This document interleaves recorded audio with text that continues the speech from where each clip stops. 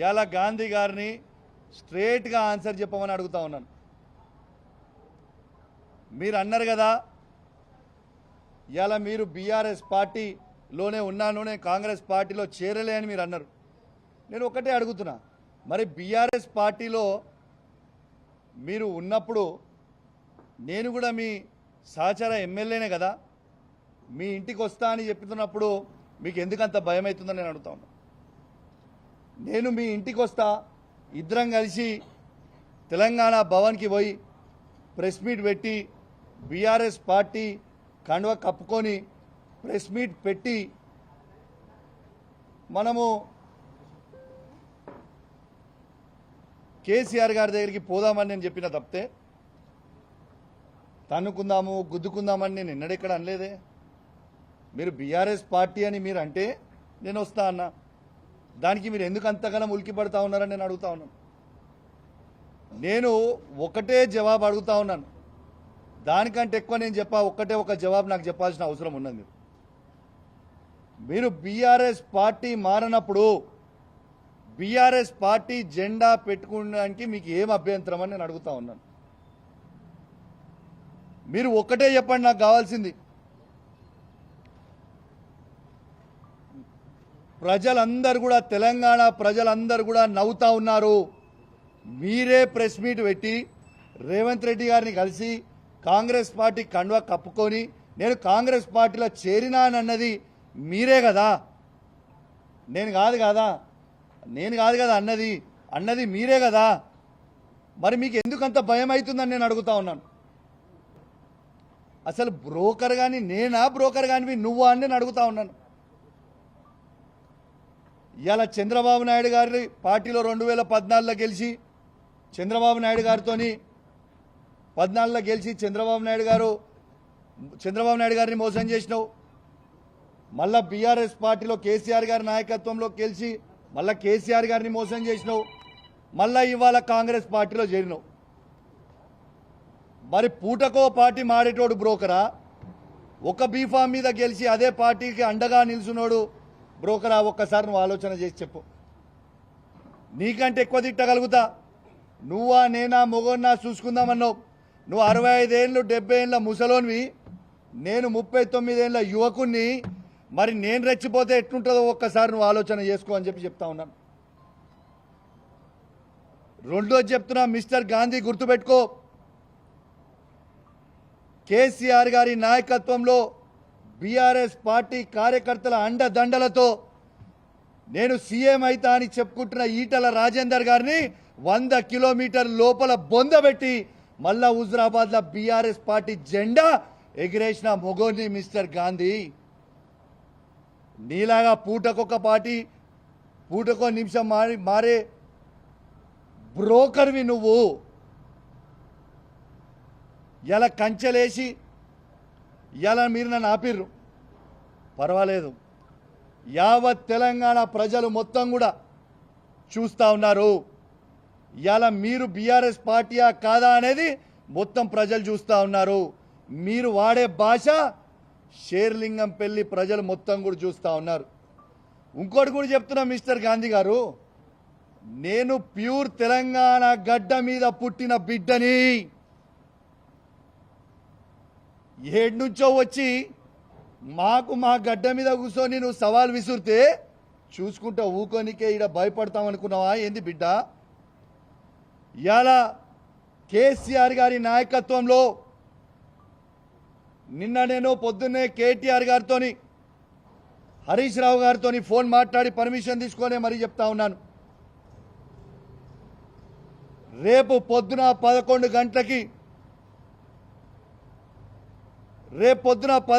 గంటలకి మా మేడ్చల్ జిల్లా పార్టీ ఆఫీస్ శంబీర్పూర్ రాజు గారి నాయకత్వంలో ఆడి నుంచి మేమందరం కలిసి వేలాది మంది కార్యకర్తలు అందరం కూడా మన బీఆర్ఎస్ పార్టీ ఎమ్మెల్యే గాంధీ గారి ఇంటికి పోదామని చెప్పి సందర్భంగా తెలియజేస్తా ఉన్నాను.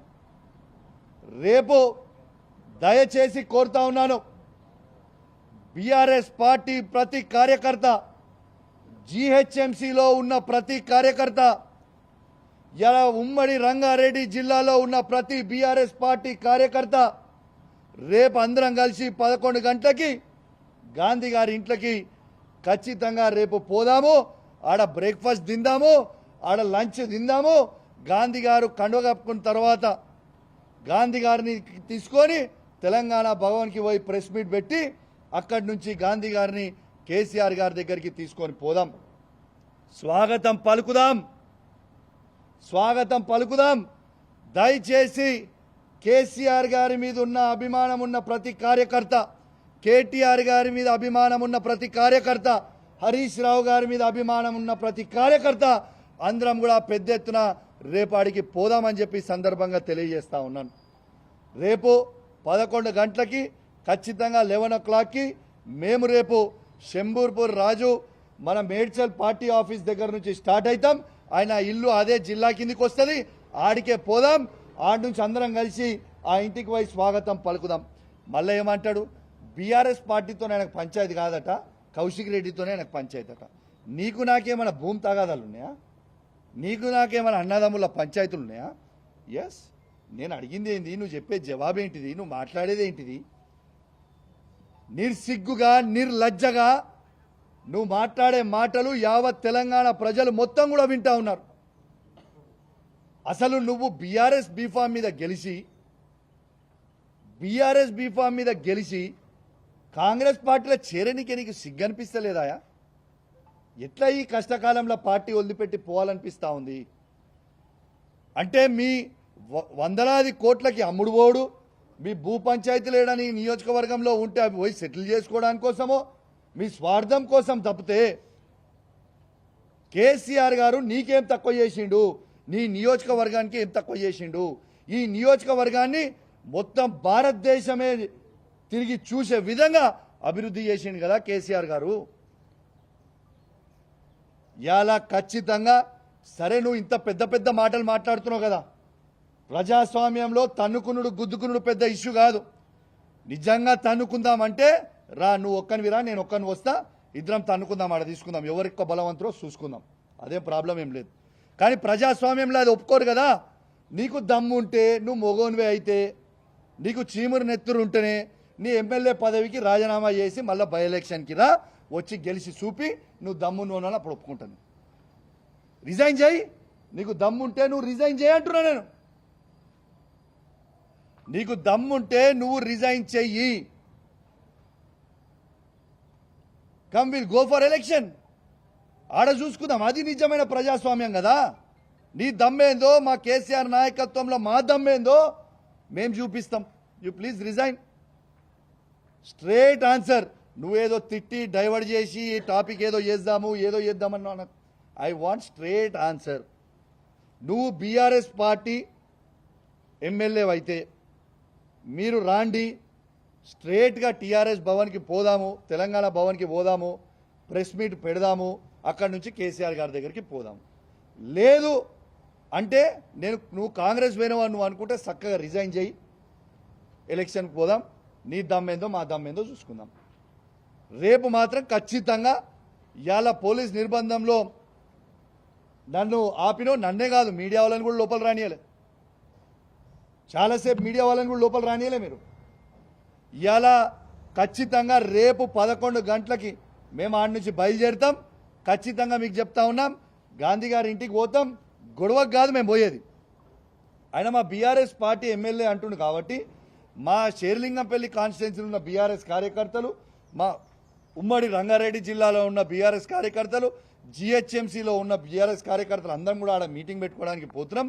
ఆయనకు స్వాగతం పలికి తెలంగాణ భవన్కి తీసుకొచ్చి మళ్ళా కేసీఆర్ గారి దగ్గరికి తీసుకుపోతామని చెప్పి సందర్భంగా తెలియజేస్తా ఉన్నాను. నువ్వు మాట్లాడిన మాటలకి నేను నీకంటే రెట్టింపు మాట్లాడగలుగుతా, కానీ నీ విజ్ఞతకే ఇచ్చిపెట్టిన నీ యావత్ షేర్లింగంపల్లి ప్రజలందరూ కూడా చూసిర్రు. మైనంపల్లి హనుమంతరావు కూడా అల్వాల్లో మీటింగ్ పెట్టినప్పుడు ఇదే విధంగా కేటీఆర్ గారిని నోటికొచ్చినట్టు దూషించిండు. 50,000 మెజారిటీతో ఓడిపోయిండు. నెక్స్ట్ నీది కూడా గదే గతి పడుతుందని చెప్పి సందర్భంగా తెలియజేస్తూ సెలవు తీసుకుంటా ఉన్నాను. జై తెలంగాణ, జై కేసీఆర్. అయితే ఇప్పుడు గాంధీ గారు ఇప్పుడు 12 గంటలకు మా ఇంటికి వస్తా అని అంటే మాత్రం మోస్ట్ వెల్కమ్.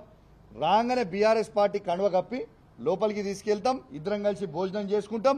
భోజనం చేసి ఇక్కడి నుంచి మనము స్ట్రేట్గా తెలంగాణ భవన్కి పోదాం. తెలంగాణ భవన్లో ప్రెస్ మీట్ పెట్టి అక్కడి నుంచి స్ట్రేట్గా కేసీఆర్ గారి దగ్గరికి పోదాం. స్వాగతిస్తున్నాం, వెల్కమ్.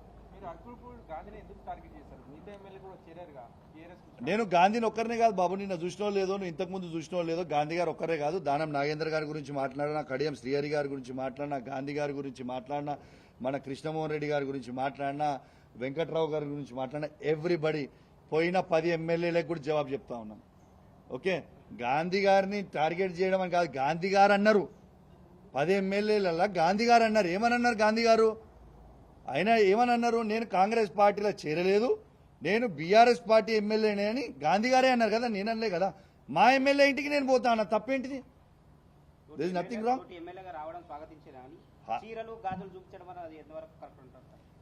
ఈ సంస్కారం నేను నేర్పలే. ఈ సంస్కారం ఈ రాష్ట్ర ముఖ్యమంత్రి అయిన రేవంత్ రెడ్డి గారు నేర్పిర్రు. అదే కరెక్ట్ అని నేను అనుకున్నా. రేవంత్ రెడ్డి గారు కూడా మా కేటీఆర్ గారిని అన్నారు కదా, చీరలేసి చీరలు కట్టుకొని, చీర కట్టుకొని, గాజులు వేసుకొని ఆడ బస్సు ఎక్కువ అని అన్నది రేవంత్ రెడ్డి గారు కాదా? మరి రేవంత్ రెడ్డి గారే మాట్లాడుతున్నప్పుడు, ఈ రాష్ట్ర ముఖ్యమంత్రి కాన్స్టిట్యూషన్ హెడ్ అన్నప్పుడు, గవర్నర్ తర్వాత తనే కాబట్టి తను మాట్లాడినప్పుడు అది కరెక్ట్ అన్నా కనిపించింది. ఆయనే నేర్పించిన సంస్కారం ఇది, నేను నేర్చిన సంస్కారం కాదు. దిస్ ఇస్ రేవంత్ రెడ్డి గారు నేర్పించిన సంస్కారం. కౌశిక్ రెడ్డి ఒక బ్రోకరు కాంగ్రెస్ పార్టీ నుంచి 10 మంది ఎమ్మెల్యేలను తీసుకొస్తా ఉన్నాడు. పట్ల చేరినప్పుడు ఢిల్లీలో ఉండి బాత్రూమ్ నుంచి ఫోన్లు మాట్లాడినాక ఏం జరిగింది ఏంటనేది అసలు ఎంత పాగలగాడంటే గాంధీ, అసలు ఆయన 3 సార్లు ఎమ్మెల్యే ఎట్లా గెలిచిండో, ఈ షేర్లింగం పెళ్లి ప్రజలు ఆయనకి ఎట్లా ఓట్లు వేసిరో నాకు అర్థమైతలేదు. ఎందుకంటే అసలు నేను టీఆర్ఎస్ పార్టీలో చేరిన నాడు గాంధీ గారికి తెలియంది ఏంటంటే కాంగ్రెస్ పార్టీలో ఉన్నదే 5 ఎమ్మెల్యేలు. నేను 10 మంది ఎమ్మెల్యేలను ఎట్లా తీసుకొని వస్తా? కాంగ్రెస్ పార్టీలో ఉన్నదే 5 ఎమ్మెల్యేలు కదా అన్నాడు. నేను 10 మంది ఎమ్మెల్యేలను ఎట్లా తీసుకొని వస్తా? నంబర్ 1, ఆయనకి హిస్టరీ తెలియదు కావచ్చు. పోయి నీ రేవంత్ రెడ్డిని అడుగు. కౌశిక్ రెడ్డి రేవంత్ రెడ్డికి ఏం సాయం చేసిండు అనేది నీ రేవంత్ రెడ్డిని అడుగు, చెప్తాడు. నీ రేవంత్ రెడ్డి పిసిసి ప్రెసిడెంట్ ఎట్లయిండో నీ రేవంత్ రెడ్డిని అడుగు, ఒక్కసారి చెప్తాడు. నీకు తెలియదు, ఎందుకంటే నువ్వు ఇక్కడోని కాదు కదా, ఎక్కడి నుంచి వచ్చినోని కదా. సో నీకు తెలంగాణ చరిత్ర ఎక్కువ తెలియదు, కాంగ్రెస్ పార్టీ చరిత్ర నీకు అసలే తెలియదు. ఒక్కసారి నీ రేవంత్ రెడ్డిని పోయి ఒక్కసారి నువ్వు అడుగు, కౌశిక్ రెడ్డి నీకు ఏం సాయం చేసిండు పిసిసి ప్రెసిడెంట్ కావడానికి అనేది రేవంత్ రెడ్డిని అడుగు. నేను కాంగ్రెస్ పార్టీకి మోసం చేయలేదు. ఆనాడు రేవంత్ రెడ్డి గారు ఈటల రాజేందర్ గారికి 25 కోట్ల రూపాయలకి అమ్ముడు పోయింది. ఆ రోజు ఆయననే బాజాబ్తు ఏబిఎన్ ఛానల్లో ఇంటర్వ్యూ ఇచ్చి కాంగ్రెస్ పార్టీ అధ్యక్షుడు ఉండుకుంటూ, మీరు రికార్డు తీయండి, కాంగ్రెస్ పార్టీ అధ్యక్షుడు ఉండుకుంటూ ఏబిఎన్ ఇంటర్వ్యూలో బీజేపీ క్యాండిడేట్ అయిన ఈటల రాజేందర్ గెలుస్తాడని ఆ రోజు రేవంత్ రెడ్డి గారు చెప్పిర్రు. రేవంత్ రెడ్డి గారు అమ్ముడు వేయండి తప్పితే నేను అమ్ముడు పోలేదు. నువ్వు రేవంత్ రెడ్డి గారు మోసం చేసిరు. రెండోది, ఇలా బీఆర్ఎస్ పార్టీ బీఫామ్ మీద గెలిచి పార్టీకి అండగున్న కౌశిక్ రెడ్డి గొప్పోడా, బీఆర్ఎస్ పార్టీ బీఫామ్ మీద గెలిచి పార్టీలు మారిన గాంధీ గొప్పోడా? ఒక్కసారి ఆలోచన చేయండి. ఇలా బ్రోకర్ ఎవరు? ప్రజలు నిర్ణయించుకుంటారు బ్రోకర్ ఎవరని. This clear.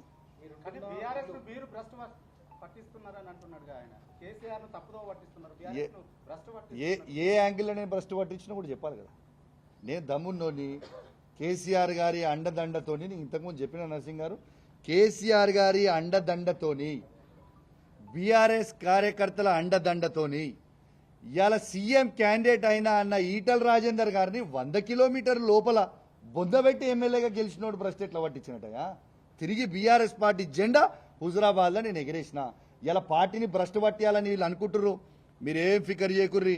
5 ఏళ్ల తర్వాత కేసీఆర్ గారు ముఖ్యమంత్రి అవ్వుడు ఖాయం, మీ భర్తం పట్టుడు కూడా ఖాయం. రాసి పెట్టుకోరు మీరు అందరూ. ఇలా పోయిన వాళ్ళందరూ కూడా ఎవరిని కూడా ఉట్టిగేం ఇచ్చిపెట్టం. ఏళ్ళతో అయిపోలే రాజకీయం. మీరు 4 ఏళ్ళు ఎంజాయ్ చేస్తారు కావచ్చు, కానీ 4 ఏళ్ల తర్వాత మాత్రం మీకు సినిమా ఉంటుంది, అంతైతే నేను గ్యారంటీగా. కౌశిక్ రెడ్డి ఇల్లు నా నియోజకవర్గంలో ఉంది. ఆయనకి ఇబ్బందులు వచ్చినప్పుడు చాలాసార్లు నేను ఆదుకున్నా. అట్లాంటిది ఏమి ఇబ్బంది వచ్చింది నాకు ఈడ? నా నియోజకవర్గం నేను బాగా చెప్తున్నా. విల్లా కొనుక్కున్న ఈడున్న ఆయన ఆదుకున్నాడు. ఏముంది?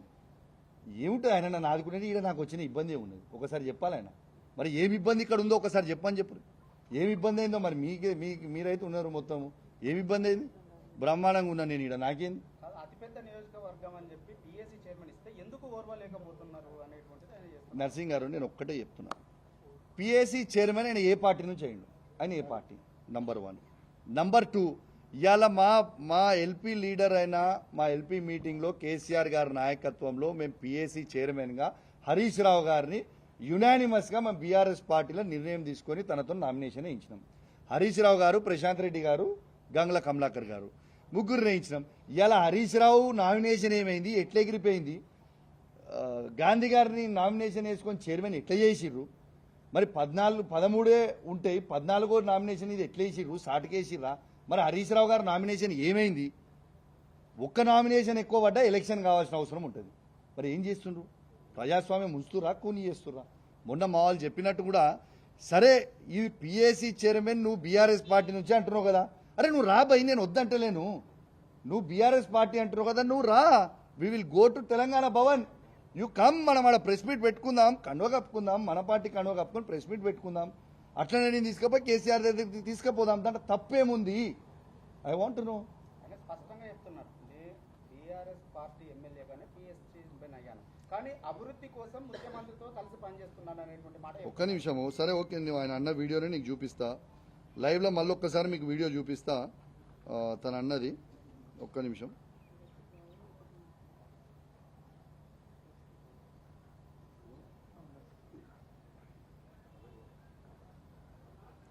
ఇవాడి గాంధీ గారు అన్న వీడియో ఒకసారి సీనియర్ నాయకులు చాలా మంది మిత్రులు శ్రేయభిలాషులు అందరూ కూడా నిన్న ఫోన్ చేయటం, వారి అనుమతి తీసుకొని వారందరి సమక్షంలో వాళ్ళ కలిసి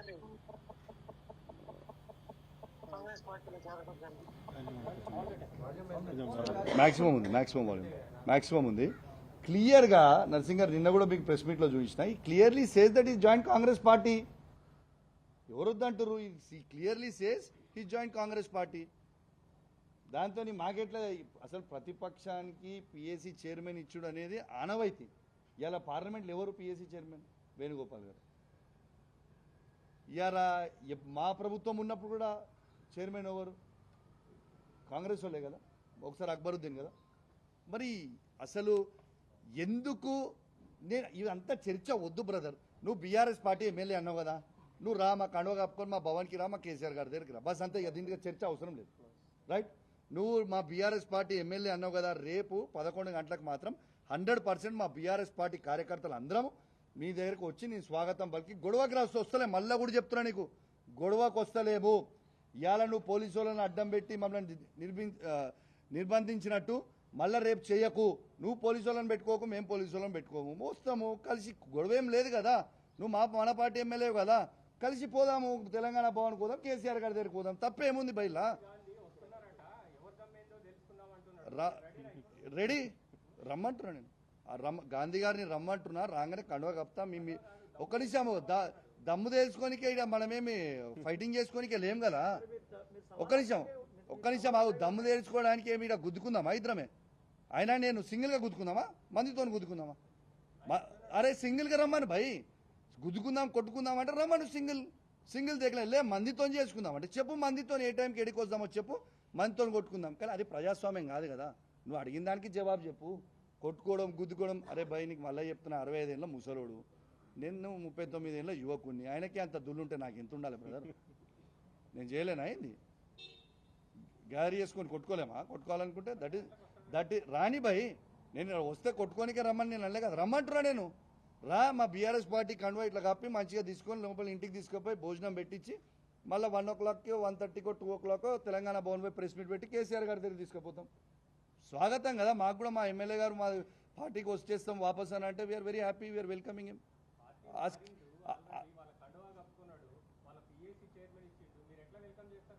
అరే ఆయన నేను మారలేను, ఆయనే చెప్తుండు